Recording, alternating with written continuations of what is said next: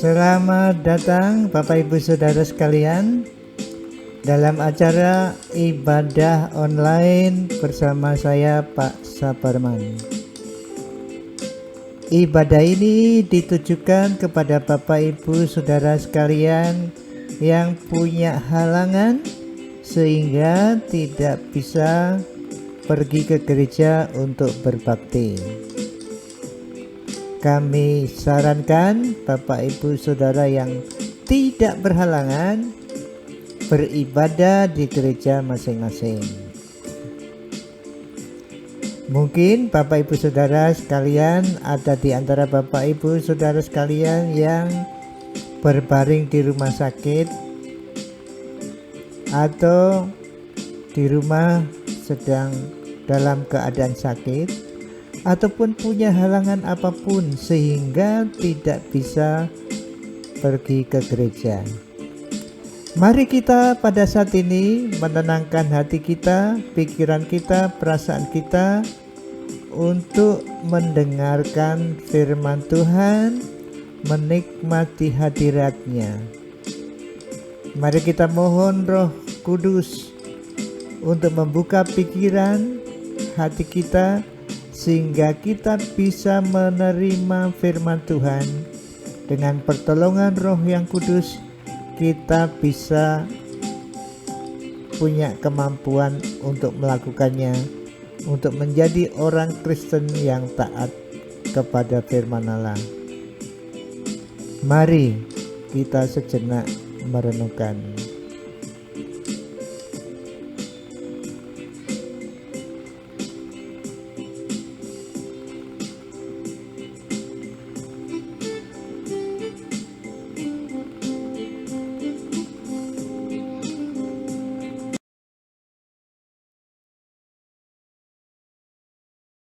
Selamat pagi Bapak Ibu Saudara sekalian. Selamat datang dalam acara ibadah online bersama saya Pak Saparman. Firman Tuhan yang akan saya sampaikan pada pagi hari ini dari Markus pasal yang ke-9 ayat 2 sampai dengan ayat yang ke-13. Yang saya beri judul Pathway to Glory. Jalan lorong menuju kemuliaan. 6 hari kemudian, Yesus membawa Petrus, Yakobus, dan Yohanes dan bersama-sama dengan mereka ia naik ke sebuah gunung yang tinggi. Di situ mereka sendirian saja. Lalu Yesus berubah rupa di depan mata mereka, dan pakaiannya sangat putih berkilat-kilat. Tidak ada seorang pun di dunia ini yang mengelantang pakaian seperti itu. Maka nampaklah kepada mereka Elia bersama-sama dengan Musa. Keduanya sedang berbicara dengan Yesus. Kata Petrus kepada Yesus, "Rabi, betapa bahagianya kami berada di tempat ini. Baiklah kami dirikan 3 kemah, satu untuk engkau, satu untuk Musa, dan satu untuk Elia." Ia berkata demikian sebab ia tidak tahu apa yang harus dikatakannya, karena mereka sangat ketakutan. Maka datanglah awan menaungi mereka, dan daripada awan itu terdengar suara, "Inilah anak yang kukasihi, dengarkanlah dia." Dan sekonyong-konyong waktu mereka memandang sekeliling mereka, mereka tidak melihat seorang pun lagi bersama mereka, kecuali Yesus seorang diri. Pada waktu mereka turun dari gunung itu, Yesus berpesan kepada mereka supaya mereka jangan menceritakan kepada seorang pun apa yang telah mereka lihat itu, sebelum Anak Manusia bangkit dari antara orang mati. Mereka memegang pesan tadi sambil mempersoalkan di antara mereka apa yang dimaksud dengan bangkit dari antara orang mati. Lalu mereka bertanya kepadanya, "Mengapa ahli-ahli Taurat berkata bahwa Elia harus datang dahulu?" Jawab Yesus, "Memang Elia akan datang dahulu dan memulihkan segala sesuatu. Hanya bagaimanakah dengan yang ada tertulis mengenai anak manusia, bahwa ia akan banyak menderita dan akan dihinakan? Tetapi aku berkata kepadamu, memang Elia sudah datang, dan orang memperlakukan dia menurut kehendak mereka, sesuai dengan yang ada tertulis tentang dia.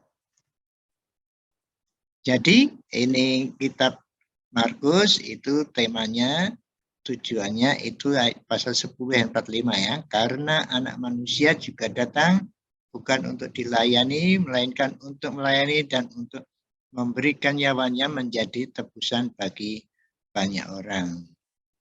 Nah itu garis besarnya sekali ini datang, kemudian anak manusia ya melayani. Datang melayani di sini, melayani masa pasal 14 sampai 8-29, kemudian melayani murid. Ada anak manusia datang melayani masa, melayani murid, kemudian mati menebus dosa manusia. Itu mati menebus manusia pasal 11 sampai 16. Ini secara garis besar kitab Markus. Anak manusia datang melayani, mati menebus dosa manusia. Nah, dalam ayat ini pasal 8 ayat 29, ia bertanya kepada mereka, tetapi katamu siapakah aku ini? Maka jawab Petrus, engkau adalah Mesias. Pertanyaan itu pasal 2, pasal 8 ayat 29. Pertanyaan Yesus kepada murid-murid. Kemudian ayat 30 sampai 33 yang kita baca ini adalah ini.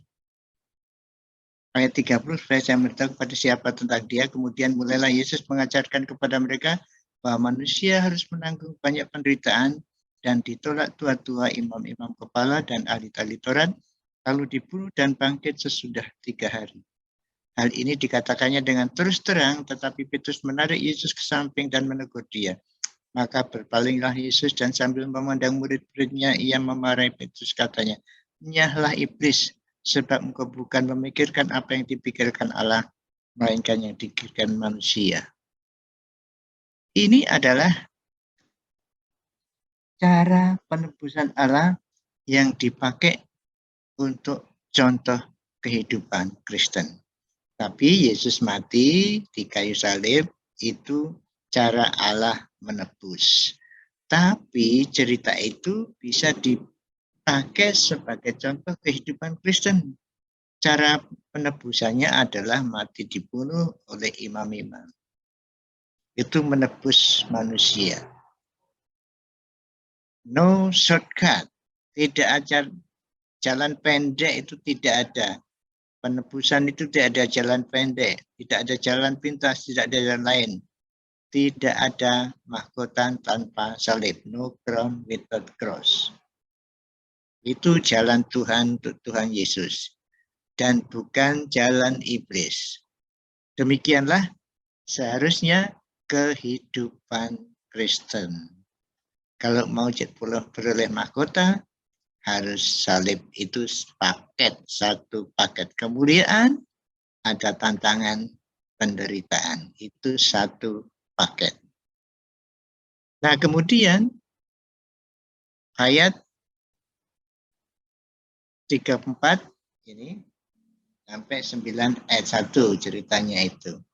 Kalau pasal 8 ayat 29 itu percaya, setelah percaya, kemudian pola hidup itu tadi 30 ayat 33, pola hidup orang Kristen tadi ya. No crown without cross tadi, tidak ada kemuliaan tanpa salib. Tidak ada mahkota tanpa salib. Tidak ada kemuliaan tanpa penderitaan atau tantangan atau pengorbanan. Kemudian pasal 30 di sini ada janji ayat 1. Katanya lagi kepada mereka, aku berkata kepadamu sesungguhnya di antara orang yang ada di sini ada yang tidak akan mati sebelum mereka melihat kerajaan Allah telah datang dengan kuasa. Nah, ini janji seperti ini jelas sekali. Berarti apa? 3 orang itu ya, Yakobus, Yohanes sama Petrus tidak mati sebelum melihat kerajaan Allah telah datang. Itu jelas sekali omongannya itu. Perkataan Tuhan Yesus itu kepada mereka. Nah, pemenuhannya memang ada ayat 2-7. Maksudnya itu dipenuhi. Kedatangan Allah telah datang dalam pasal 9 ayat 2-7. Jadi pelajarannya adalah begini. Pelajarannya adalah yang pertama, percayalah Anda mendapat kemuliaan bersama-sama dengan Tuhan Yesus itu. Jadi tidak usah cari kemuliaan ya. Kalau sudah bersama-sama dengan Tuhan Yesus itu Anda mulia, mendapat kemuliaan. Nah ini gambar apa? Gambar sekarang di gunung itu memang dibangun kapel seperti itu ya. Ada 3, Musa, untuk Yesus, dan untuk Elia ya. Ada itu untuk kapel untuk berdoa di sana. Tapi ya Yesus yang di tengah itu ya. Jadi gambar kapel itu kalau Bapak Ibu ke Israel, ke sana mungkin sampai ke sini juga melihat di sana. Nah yang dimaksud itu bahwa kerajaan Allah itu kepada ketiga saudara itu sudah diberitahu, artinya preview atau foretaste. Jadi 3 saudara tadi sudah mencicipi kerajaan Allah yang nanti, makanya dia tidak akan mati sebelum melihat kerajaan Allah. Dia sudah lihat kerajaan Allah datang dalam bentuk preview. Preview itu, atau kalau Bapak Ibu nonton sinetron itu, sinetron berikutnya ditayangkan sedikit saja. Itu untuk supaya menonton berikutnya. Ini demikian juga ini, jadi ini ditunjukkan seperti ini loh nanti gambarannya kerajaan surga. Itu mereka luar biasa diberi kehormatan untuk melihat penampakan kerajaan Allah yang akan datang. Penghuninya jelas kalau dalam kerajaan Allah masa yang akan datang tadi, penghuninya jelas ya. Gambaran tadi ada Yesus dengan rupa yang berbeda. Ya, tentu kemuliaan nantinya ya. Kemudian ada, lalu Yesus berubah-ubah di depan mata mereka dan pakaiannya sangat putih berkilat-kilat. Tidak ada seorang pun di dunia ini yang dapat mengelantang pakaian seperti itu. Ini Yesus di kerajaan Allah nanti seperti ini. Sudah berubah tentu saja. Yesus sudah mati di kayu salib, bangkit pada hari ketiga dalam dengan tubuh kemuliaan. Nah itu Yesus di sananya nanti pakai tubuh itu, rupa yang berbeda dengan waktu hidup di bumi. Lalu Yesus berubah-ubah dengan mata mereka, dirupa di depan mata mereka, wajahnya bercahaya seperti matahari dan pakaiannya menjadi putih bersih, bersinar seperti terang. Ketika ia sedang berdoa, rupa wajahnya berubah. Dan kemudian, jadi penghuni kerajaan tadi ada Tuhan Yesus di sana, lalu ada orang kudus di masa perjanjian lama. Maka tampaklah kepada mereka Elia bersama dengan Musa. Jadi umat Allah yang percaya kepada Yahweh itu akan ada di kerajaan Allah nanti. Karena memang kerajaan Allah itu janji Allah kepada Israel lewat Abraham, itu tanahnya. Kemudian lewat perjanjian Palestina, ulangan 30-31, nanti kalau orang Yahudi di mana-mana bertobat, maka akan kembali ke negerinya. Lalu kalau 2 Samuel 7 ya, ayat 14 di sana, janji bahwa kerajaan itu akan dipimpin keturunan Daud dari pihak Salomo. Katanya kerajaan dan tahtanya akan kekal. Nah itu siapa itu keturunan Daud yang tahtanya kekal? Ya tidak mungkin manusia. Itulah Yesus yang dipresentasikan oleh Matius. Jadi Matius membuat tesis seperti itu untuk disampaikan kepada orang Yahudi. Loh, seperti ini nanti Yesus adalah raja keturunan Daud, maka mulainya dengan silsilah. Ya, di situ Yesus keturunan Daud yang akan menjadi raja segala raja. Tapi selain itu, di penduduk kerajaan Allah itu ada siapa? Orang-orang kudus masa PL. Ini Elia dan Musa mewakili bahwa nanti orang-orang kudus pada masa PL akan diam dalam kerajaan Allah itu. Ya. Keduanya menampakkan diri dalam kemuliaan, nah, tentu dengan tubuh yang sudah berbeda. Lalu di sana, di dalam kerajaan Allah itu apa? Ya ada komunikasi. Ngomong-ngomong satu dengan yang lain, saya kira cerita mengenai anugerah Tuhan tidak ada habis-habisnya ya. Nanti kalau kita bertemu di kerajaan Allah di sana, waktu Yesus datang bumi, kita cerita-cerita dengan tugas kita masing-masing waktu itu. Mengingat masa luar biasa di mana Tuhan menolong kita. Jadi ada Tuhan Yesus, ada orang kudus masa PL, dan satu dengan yang lainnya bisa komunikasi. Berbicara tentang tujuan kepergiannya yang akan digenapi di Yerusalem. Ini pembicaraan siapa? Musa, Elia, dan Yesus itu bicara mengenai rencananya ke Yerusalem. Ada orang yang masih hidup. Dalam ayat tadi ini diwakili Petrus, Yohanes, dan Yakobus ya. Jadi di dalam kerajaan nanti Yesus di bumi ini, ada Tuhan Yesus sebagai Raja, ada orang PL yang sudah mati dibangkitkan, pakai tubuh baru seperti Elia dan siapa? Musa. Kemudian ada betul-betul orang yang hidup waktu itu. Maaf.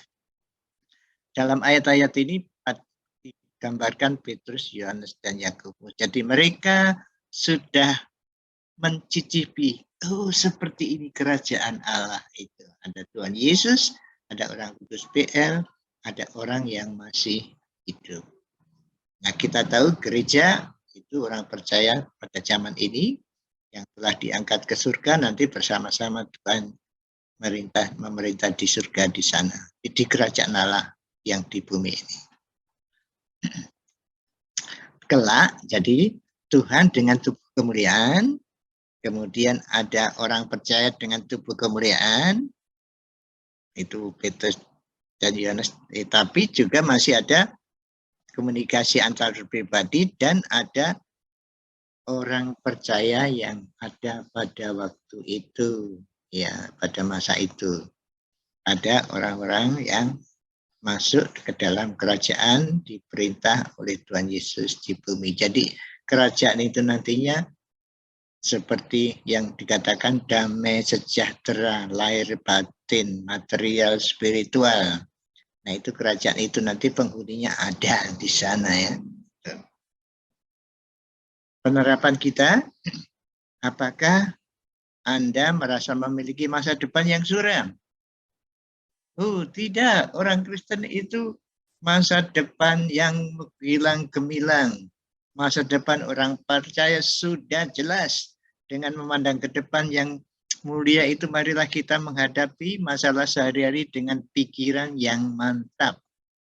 Karena kita punya masa depan yang gilang gemilang, akan bersama-sama Tuhan di dalam kemuliaan kerajaannya nanti. Mari kita memandang ke depan dalam menghadapi masalah sehari-hari dengan pikiran yang mantap. Kemudian pelajaran yang kedua, maaf ini juga disuruh memeriksa iman kita. Apakah Anda yakin untuk memiliki Mesias mulia yang mulia itu? Nah kalau yakin, ya sudah, mari kita menghadapi masalah-masalah kita sehari-hari dengan pikiran bahwa kita masa depannya sudah pasti terang benderang, gilang gemilang. Pelajaran yang kedua, oleh karena saudara sudah mempunyai pengharapan kemuliaan yang akan datang, marilah kita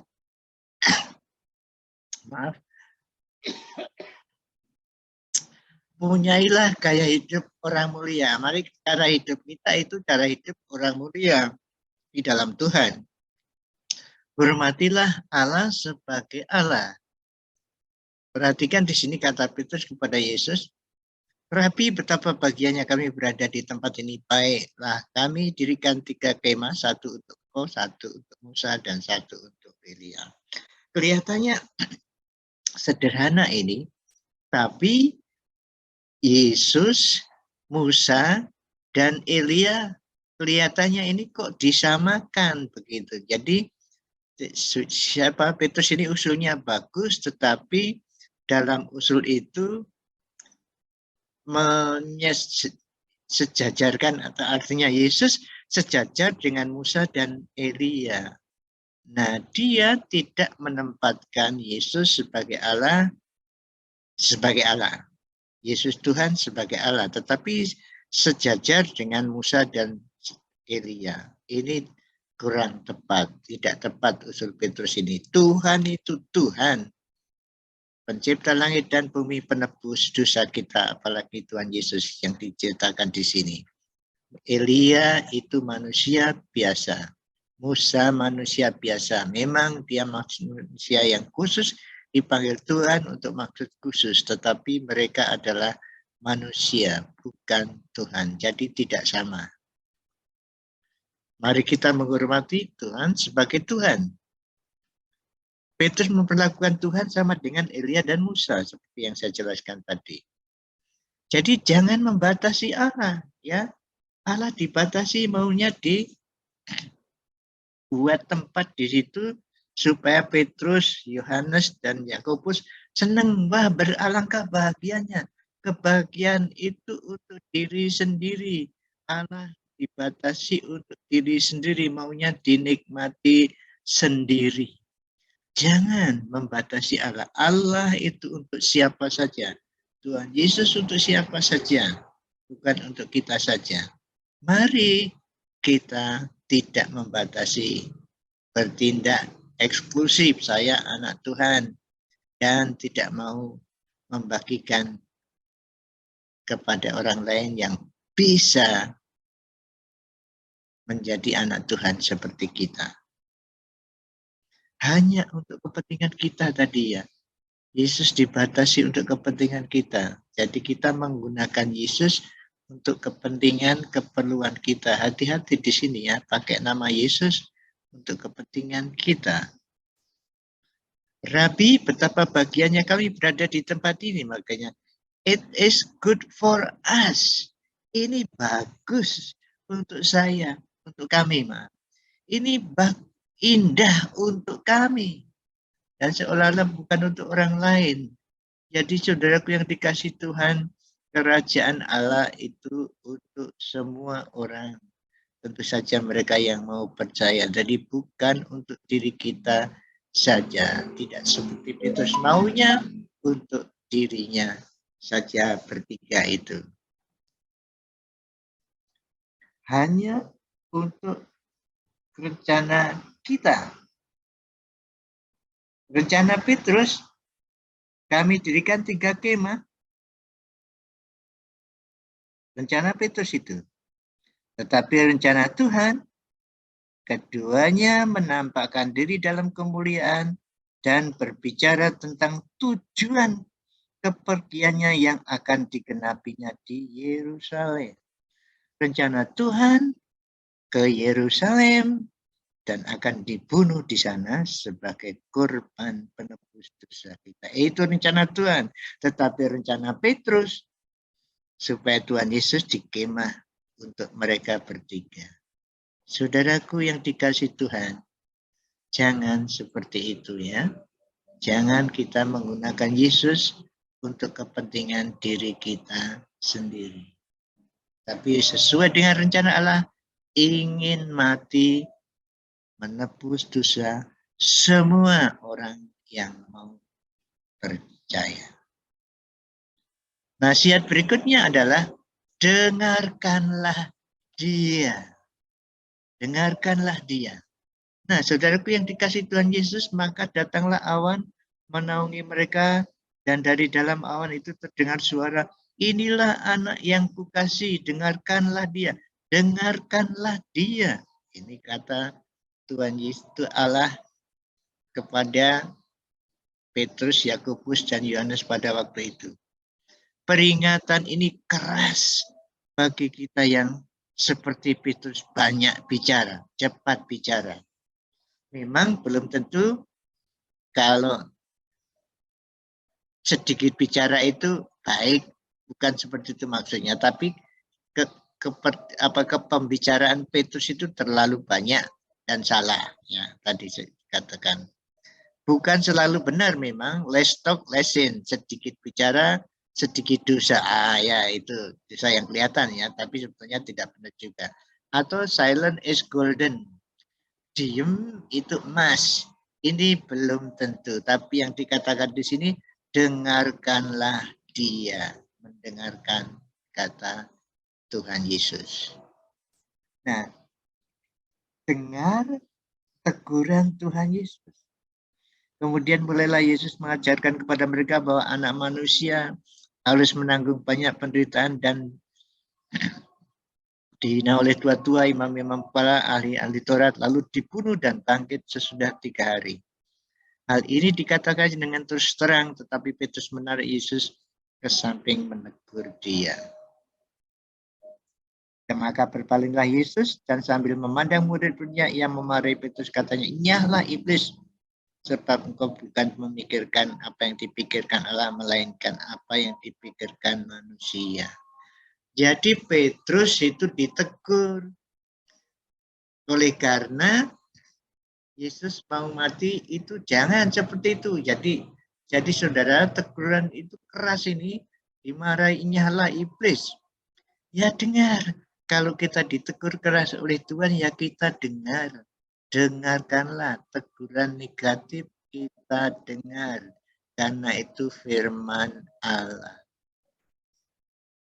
Tapi juga dengan teguran Allah, Rabi, betapa bahagianya kami berada di tempat ini.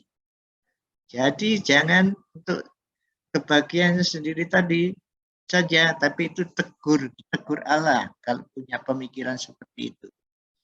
Perhatikan di sini, Tuhan, Elia, dan Musa sedang berbicara. Ini bahasa Yunaninya itu word talking. Nah, ini apa namanya? Pembicaraan di masa lalu yang panjang, sedang word speaking, Lukas. Jadi mereka sedang berbicara seperti di masa lalu.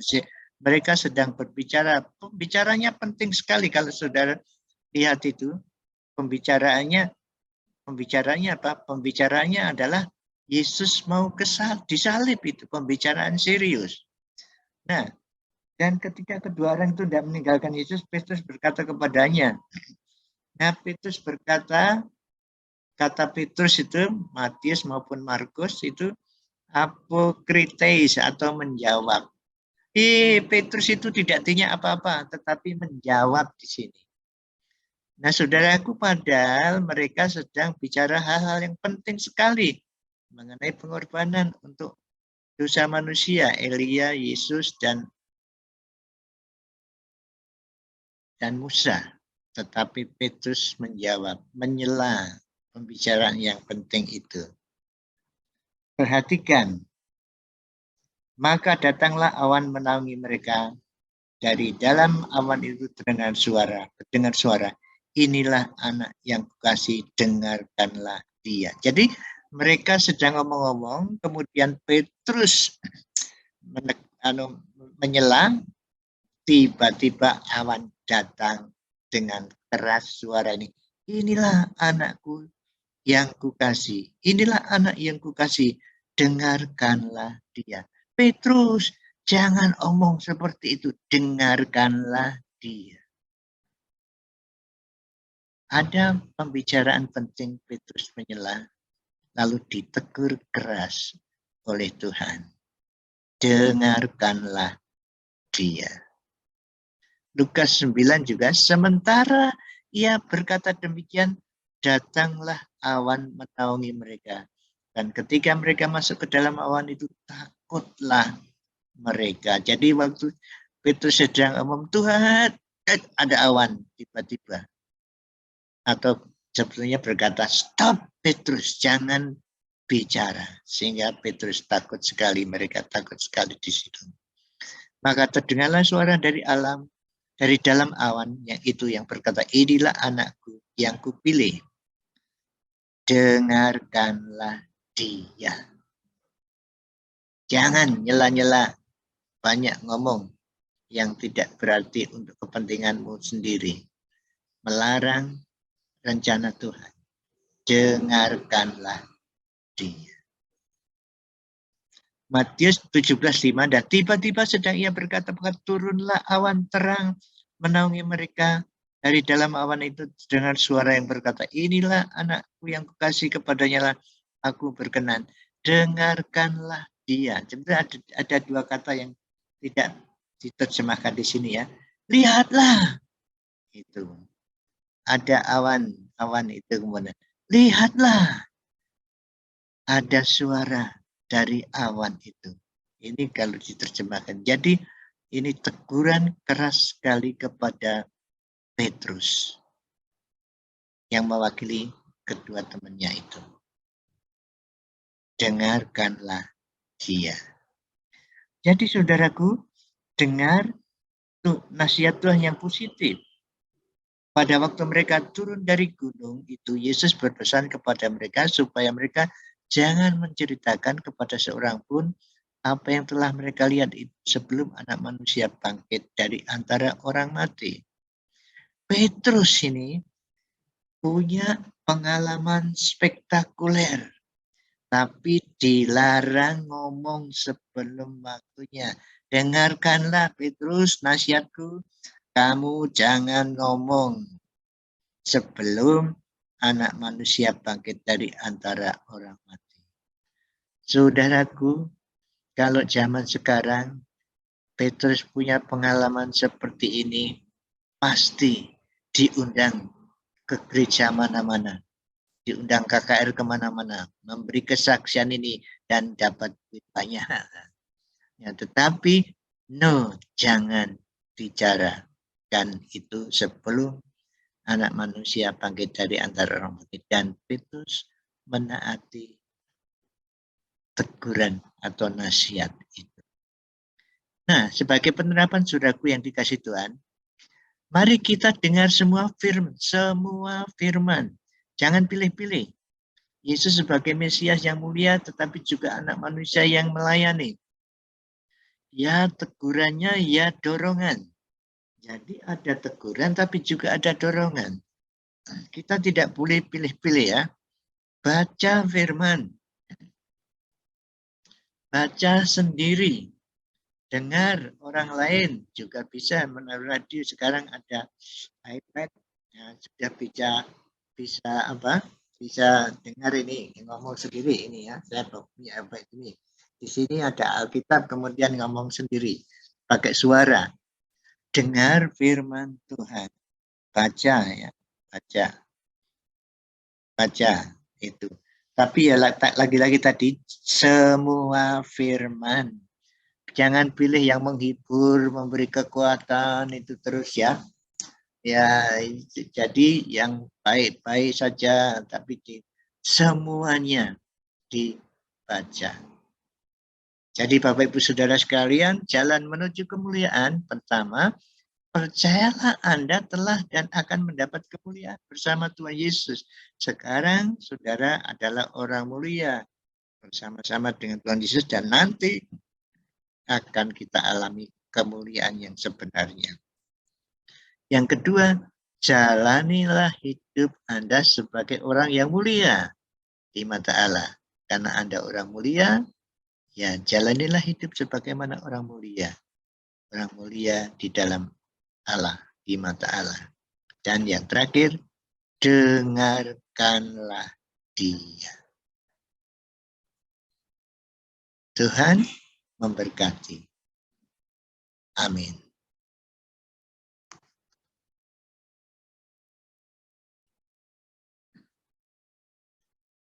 Mari kita berdoa. Bapa kami yang bertahta dalam kerajaan surga, Tuhan Yesus yang duduk di sebelah kanan-Mu dan Allah Roh Kudus yang bersama kami dalam ibadah ini. Kami bersyukur atas kebenaran firman-Mu yang luar biasa ini. Ya Allah Roh Kudus, tolonglah kami, supaya hidup kami sebagai orang mulia di bumi ini, dan kami mendengar pimpinan-Mu lewat firman Tuhan. Terima kasih Tuhan. Terima kasih. Saudara-saudara yang dikasih Tuhan, kasih karunia dan damai sejahtera dari Allah Bapa dan damai sejahtera dari Tuhan Yesus Kristus, persekutuan dengan Roh Kudus yang menghibur, membimbing kita semua akan bersama-sama dengan saudara dan saya dari hari ini sampai selama-lamanya. Amin.